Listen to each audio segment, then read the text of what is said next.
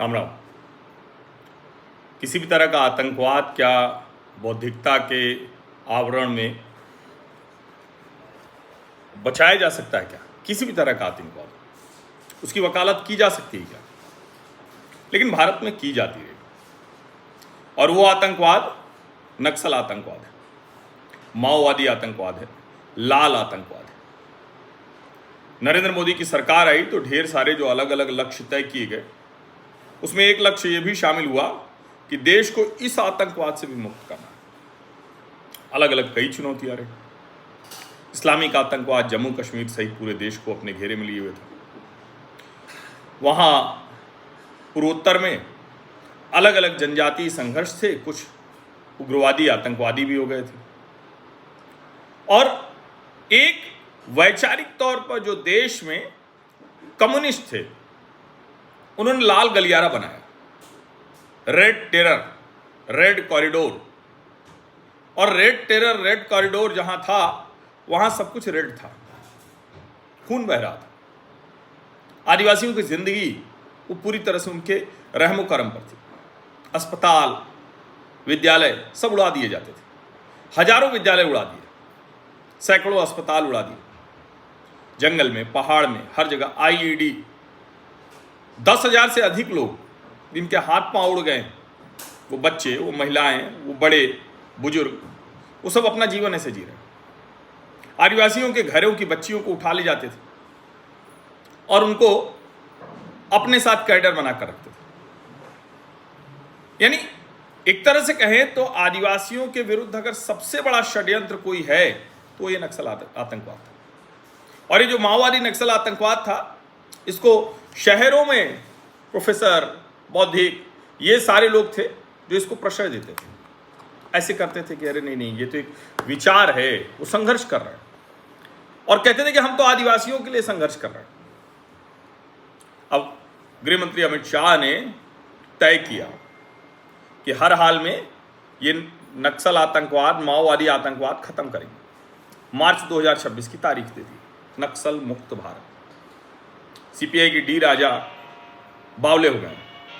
वो कह रहे हैं कि अरे ऐसे कैसे, इस तरह से कैसे खत्म किया जा सकता है? और उन्होंने एकदम से इसके खिलाफ विद्रोह करने की कोशिश की। सोचिए, विद्रोह करना चाहिए था नक्सल आतंकवादियों के खिलाफ, लाल माओवादी आतंकवादियों के खिलाफ। विद्रोह किसके खिलाफ कर रहे हैं? विद्रोह कर रहे हैं जो नक्सल आतंकवाद समाप्त कर रहा है, लाल आतंकवाद समाप्त कर रहा है। अब जाहिर है कि गृह मंत्री अमित शाह तो अपने अंदाज में हैं।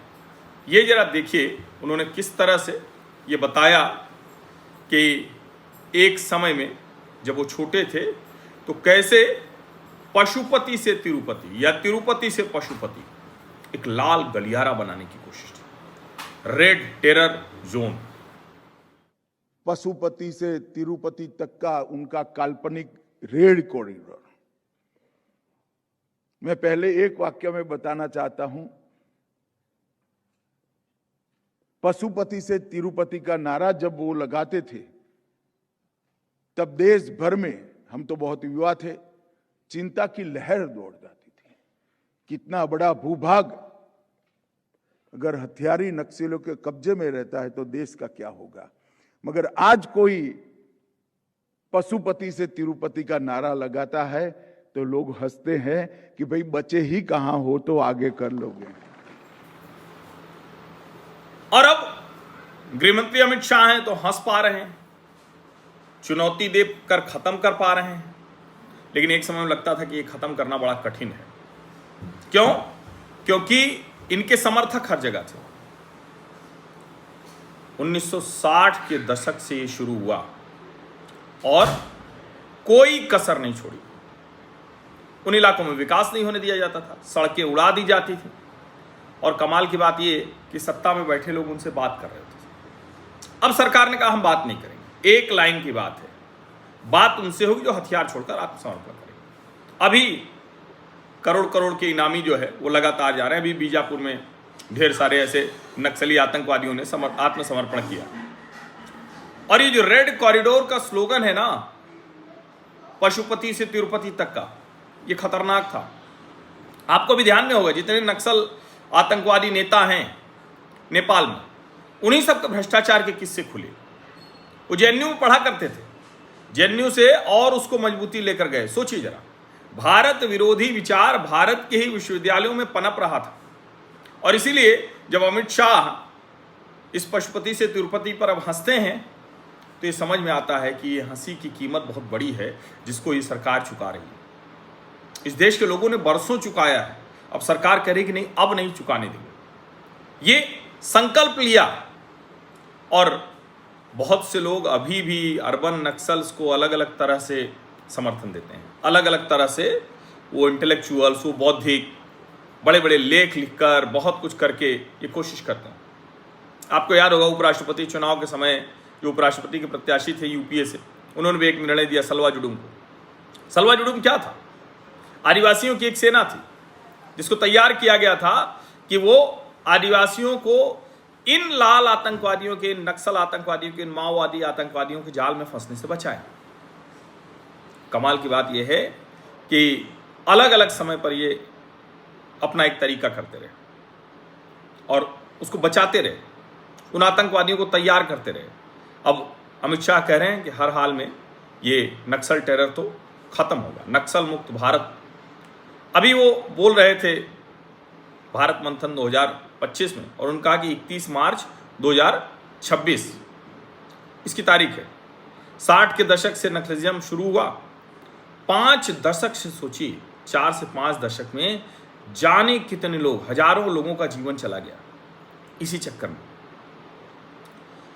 1971 में 3620 नक्सली आतंकवादी घटनाएं हुई। 80 के दशक में पीपुल्स वॉर ग्रुप जो बना था वो महाराष्ट्र, मध्य प्रदेश, आंध्र प्रदेश, तेलंगाना, छत्तीसगढ़, उत्तर प्रदेश, झारखंड, बिहार, केरल, इन सबको लाल गलियारा बना लिया था, समझिए।